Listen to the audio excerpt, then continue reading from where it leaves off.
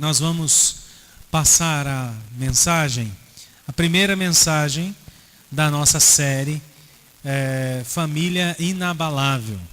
E nós não teríamos outro lugar para iniciar nas Escrituras, senão Gênesis capítulo 2, verso 24. Gênesis capítulo 2, verso 24. Já quero lembrar que nós estamos dentro do cronograma dos 40 dias de jejum e oração. Então, se você tem o livro, você tem o manual. E nós vamos refletir durante todos os dias da semana. Para todos os dias a partir de agora, tem um devocional diário dentro do tema da semana. Gênesis 2, verso 24, nós podemos ler: Por isso deixa o homem pai e mãe e se une à sua mulher, tornando-se os dois uma só carne. Vamos orar? Senhor, nós nos colocamos na tua presença e pedimos agora a tua orientação. É a tua palavra, é a tua voz. Queremos ouvi-la e apreendê-la nos nossos corações, em nome de Jesus. Amém. Nós vemos aqui, queridos, o fundamento do casamento, ou os fundamentos da união matrimonial. Deus preparando toda a humanidade a partir do casal adâmico, né? Falamos adâmico porque Adam significa humano ou humanidade. Então, isso inclui a Eva, que foi formada dele, né? A partir dele. Então, Deus ali estabelecendo junto da criação, ou coroando a criação, com também a formação da família. Esse princípio foi estabelecido na criação quando Deus formou Eva e a trouxe a Adão. Jesus Cristo usou o mesmo princípio quando ele trata sobre o divórcio, lá em Mateus 19, verso 5. E o apóstolo Paulo também dando uma ilustração sobre família em Efésios 5:31. Aqui nós podemos tirar pelo menos 3 princípios para o casamento. O primeiro deles é: o homem deixará pai e mãe. Talvez você esteja já acostumado a ouvir esse tipo de pregação nos casamentos, né? E vai ser muito comum que você se recorde de alguma dessas pregações ao longo dessas reflexões que vamos fazer, porque naturalmente nós vamos revirar fundamentos. Fundamento não muda, irmãos. Fundamento não se mexe. Não dá para reformar fundamento se não destruir a casa. Essa semana eu fui ao dentista e para minha preocupação, vou ter que remover uma coroa para mexer numa raiz. Eu falei, não dá para restaurar não? Ela falou, não tem como, a gente não tem acesso. Não dá para chegar na raiz se não tirar a coroa. Eu falei, oh meu Deus, Deus proverá, né?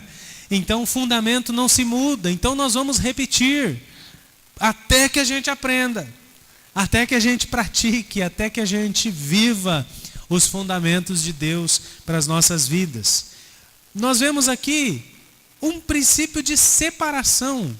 Olha que estranho isso, parece até incoerente, porque a gente pensa no casamento apenas como aliança, compromisso, comprometimento, união, a fusão, né, de homem e mulher, tornando-se uma só carne no Senhor. Mas nós nos esquecemos de algo que está nesse versículo que nós lemos e que está relacionado com ruptura, separação, ao invés de apenas a união. Este princípio, ele trata sobre homem e mulher que devem deixar a casa paterna e formarem uma nova unidade familiar. Então, para haver casamento, primeiro tem que haver separação.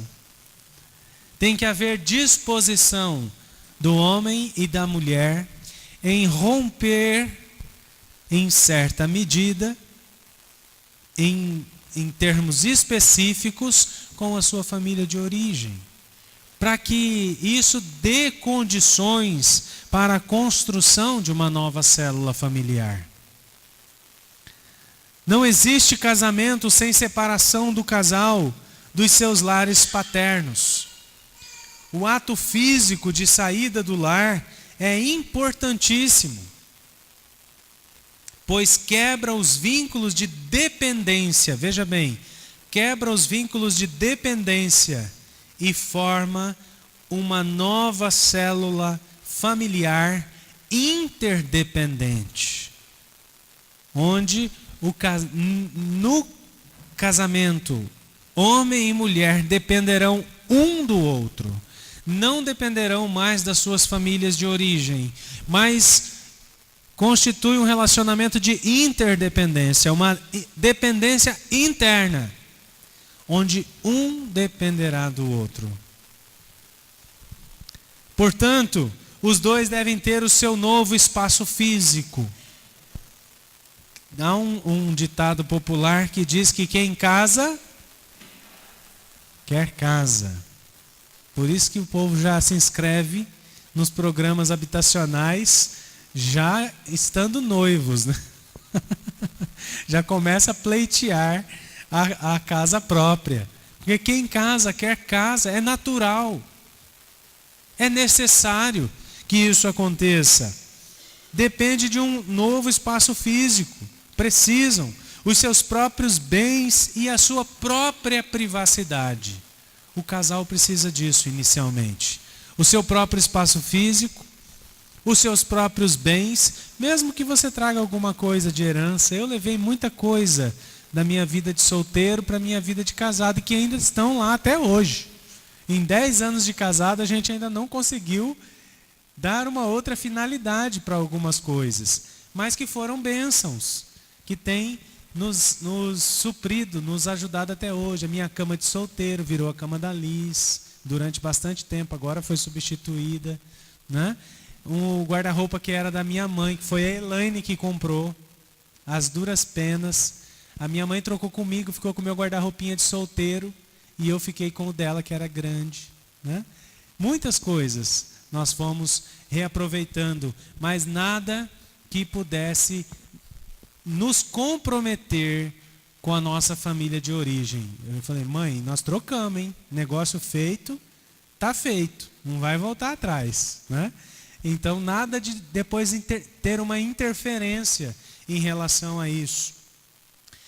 De acordo com a Bíblia, enquanto solteiros estão sob a responsabilidade e disciplina dos seus pais, mas no momento que dizem sim, diante de um juiz ou de uma autoridade eclesiástica, a responsabilidade e a disciplina tornam-se mútuas, pois formam uma nova família. Muitas pessoas têm passado por problemas e dificuldades no casamento por não entenderem e nem praticarem o princípio da separação das suas famílias de origem. Não estão ou não tiveram, não se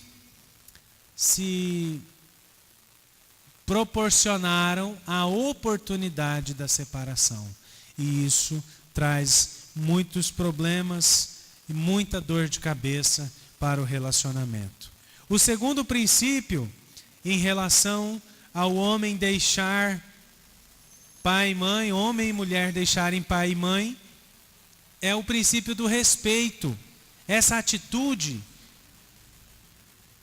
ela deve acontecer para fortalecer a nova célula familiar, que merece o respeito dos seus pais e de toda a sociedade.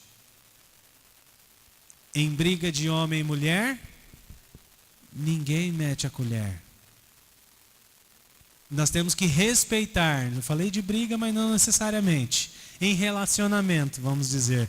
Em relacionamento que às vezes se torna mais intenso, né?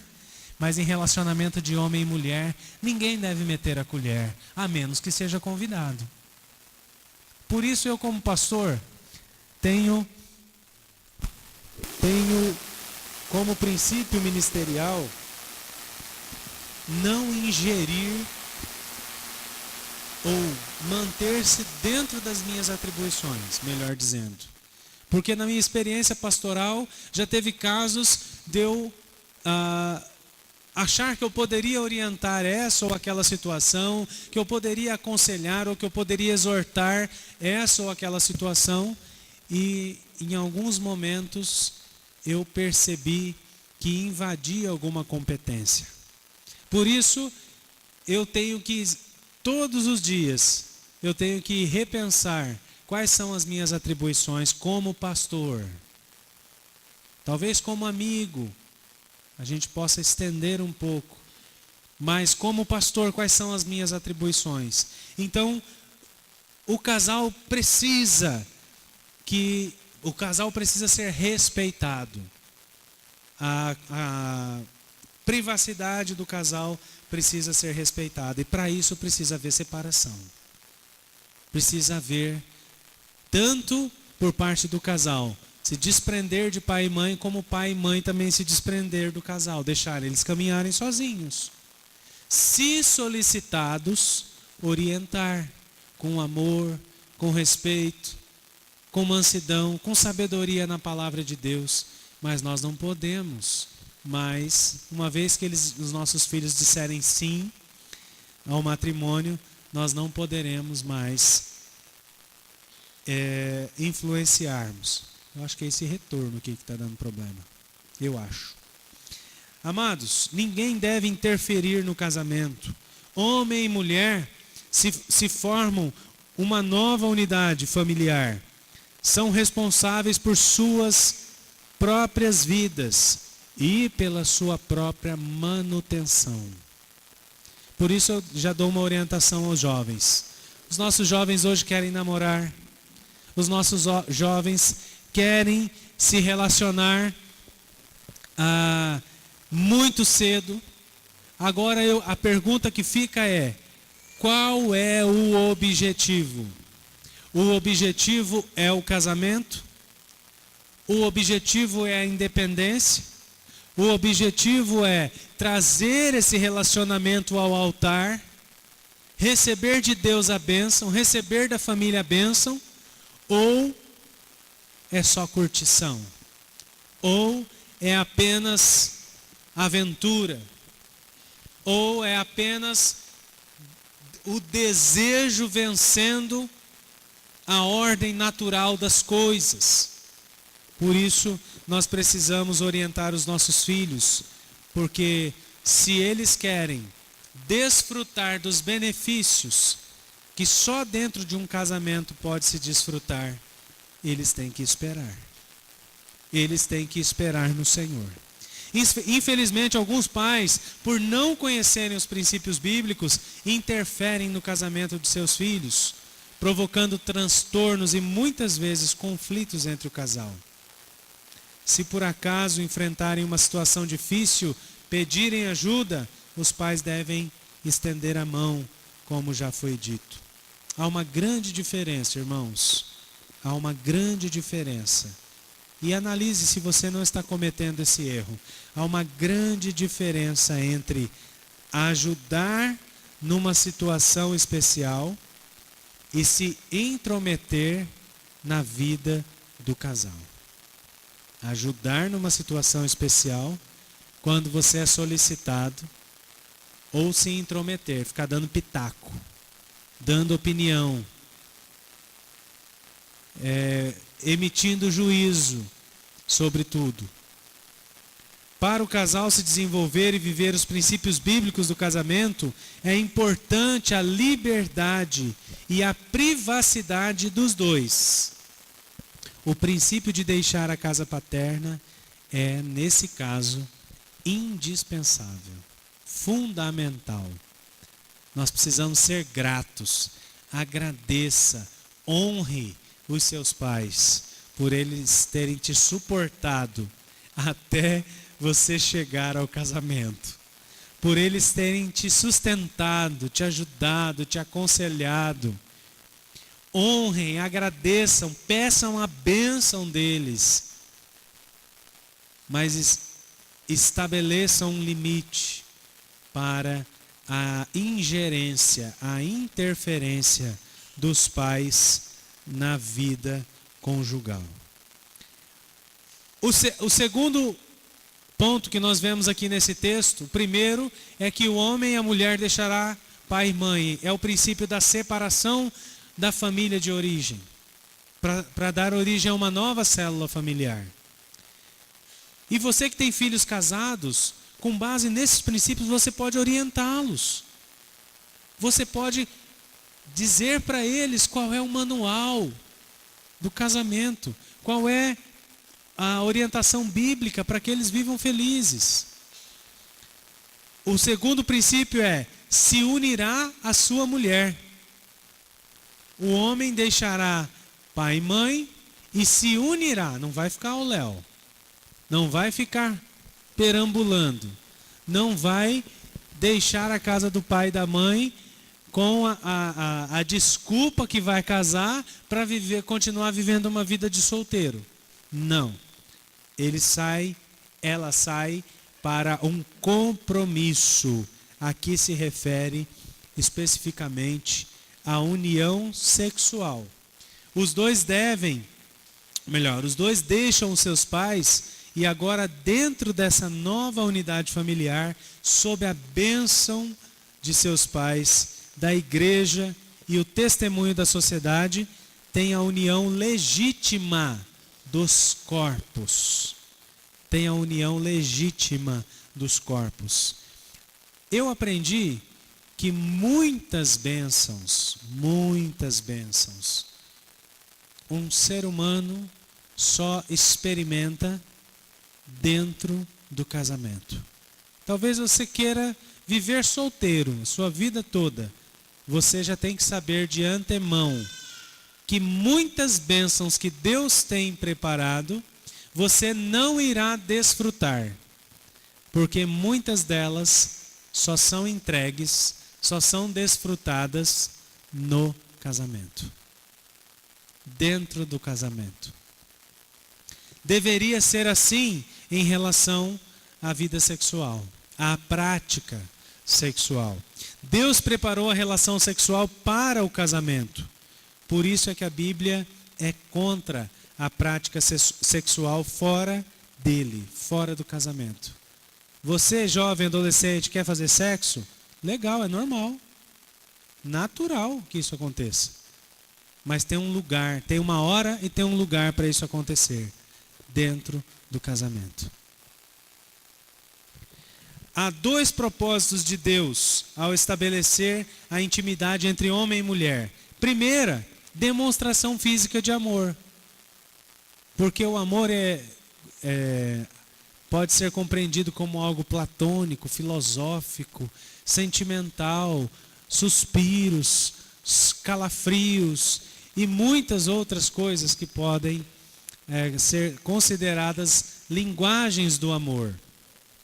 Mas na relação sexual, na união sexual do homem e da mulher, há uma demonstração física, ou deveria ser, preciso fazer essa observação, ou deveria ser uma demonstração física do amor, e não apenas a extravasão de uma necessidade fisiológica, mas a demonstração física, afetiva, afetuosa do amor na relação do casal. Por isso chama-se relacionamento sexual.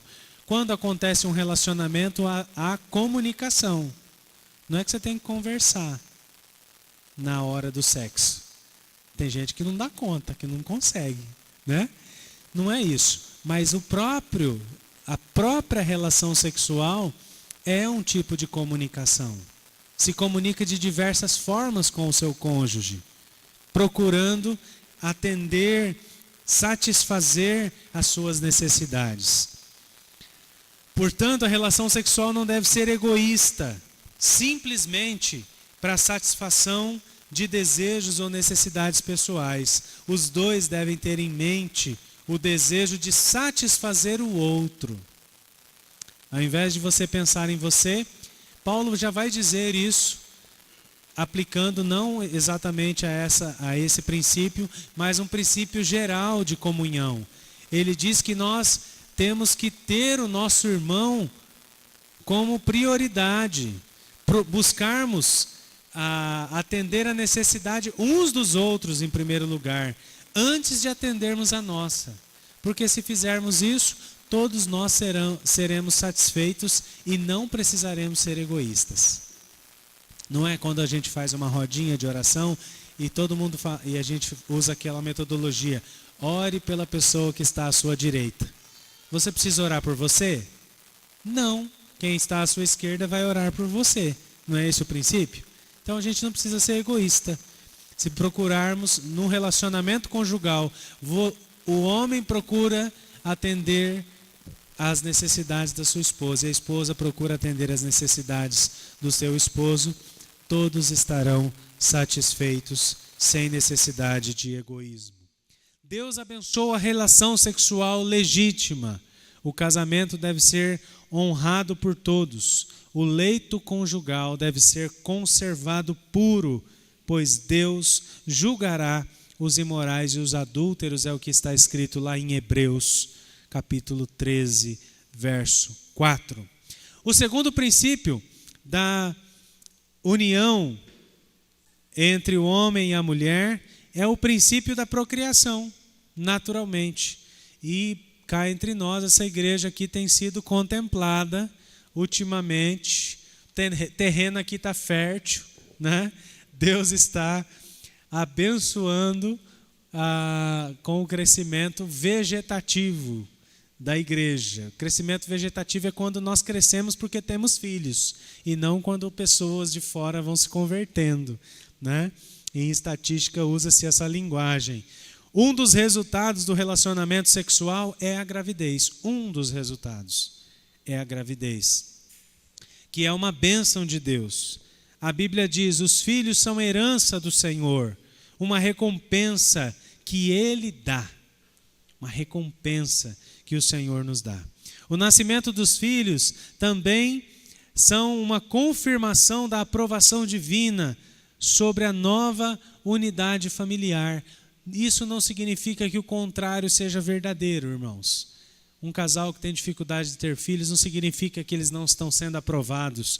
Não fique essa conotação de maneira alguma. Mas naturalmente, pensando em termos ideais, aquilo que Deus planejou, né, é que os filhos sejam a coroa, né, dos seus pais, sejam o troféu, né, dos seus pais, e que sejam bênção na vida desse casal. Também não vale quando um casal está em crise decidir ter filho achando que vai resolver problema.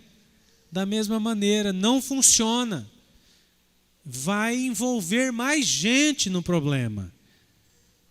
Às vezes dá certo, mas nem sempre isso funciona, não é regra. E eu, como pastor, não aconselho um casal que está em crise arrumar filho achando que vai resolver a crise. Vai mudar o foco, talvez, mas a crise tende a aumentar, porque agora tem moeda de troca. Empurra a criança para lá, empurra para cá e usa a criança um para alfinetar o outro. Aumenta a responsabilidade, e para quem não está bem no relacionamento, aumentar a responsabilidade significa aumentar os problemas. A criança que nasceu, ou melhor, esse é o modo como Deus mantém a vida humana e também a sociedade. A criança que nasceu logo crescerá e formará também uma nova unidade familiar. Assim o ser humano cumpre o mandamento de Deus de se multiplicar e encher a terra, que eu acho que era só esse versículo que o meu pai conhecia, porque ele teve 11 filhos. E essa semana nós viemos a perder um dos nossos irmãos paternos, né? Irmãos que eu tenho da primeira união do meu pai. O meu irmão Nivaldo veio a óbito na última quinta-feira e nós nos entristecemos com isso aos 62 anos de idade. Amados, o casamento é para ser um lugar de bênção. O casamento é para ser um lugar onde Deus mantém a vida, onde Deus mantém através do casal a vida um do outro. Por fim, finalizando a análise do versículo, eles se tornarão uma só carne, como é a última parte do nosso versículo. O casamento é um compromisso sério. Às vezes nós atribuímos a essa parte a união sexual. E não é. Aqui é onde Deus deixa bem claro que o casamento é indissolúvel. Que o casamento, Deus instituiu o casamento para que ele não fosse rompido.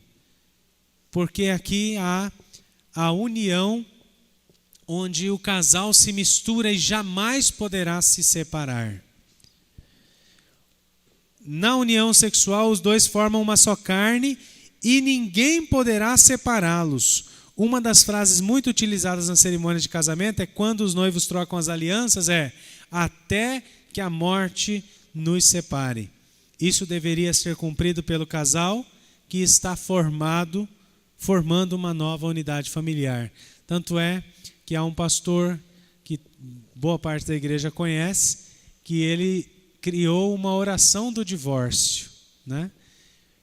Onde o casal que ele está aconselhando, quando decide realmente se separar, ele ora para que um dos dois morra, naturalmente, porque essa é a ordenança bíblica, até que a morte separe. Quer separar? Então vamos orar para um dos dois morrer.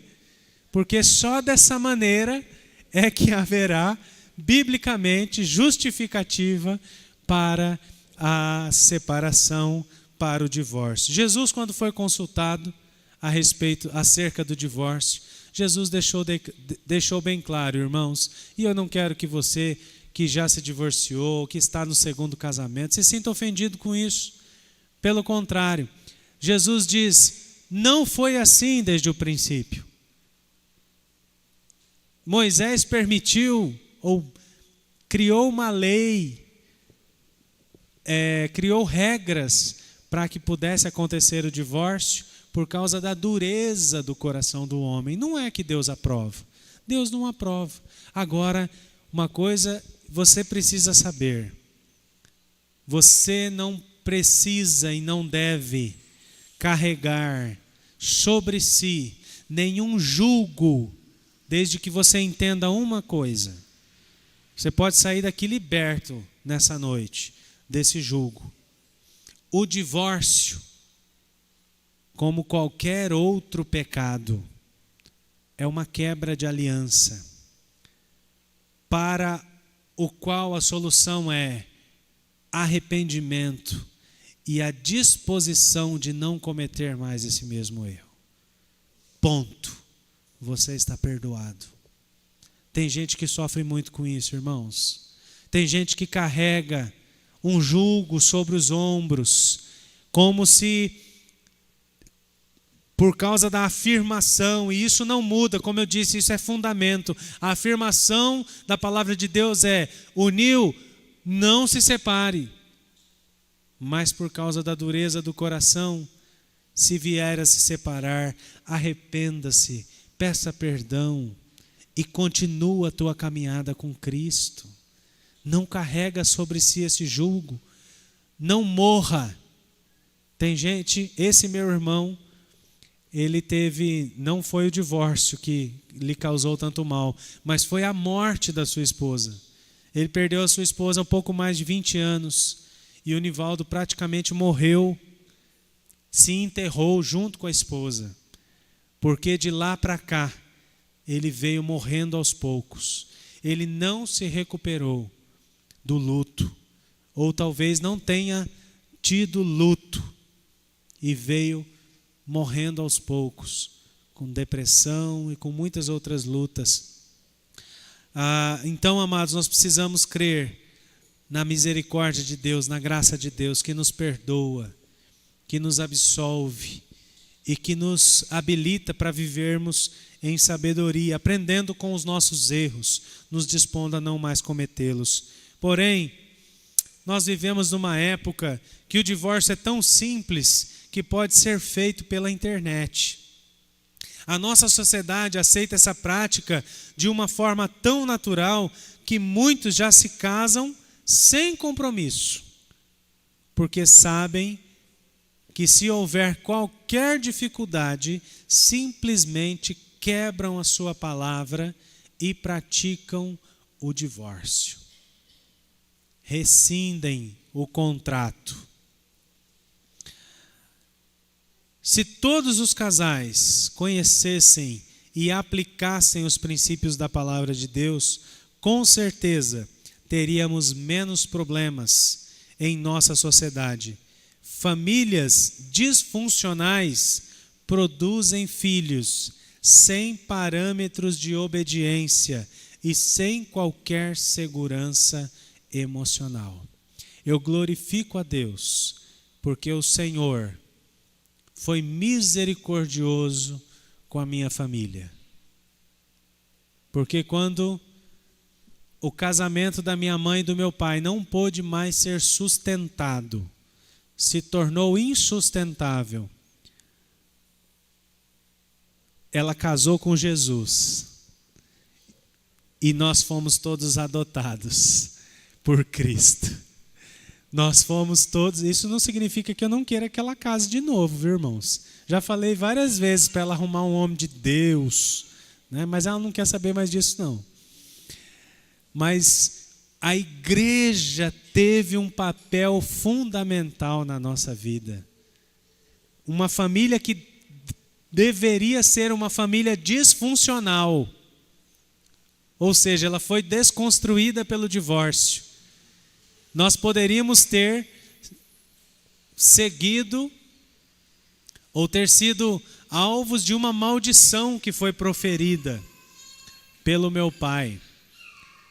Onde ele diz assim, quando nós saímos da casa dele, ele diz: vocês vão morrer matados na unha dos outros que nem piolho.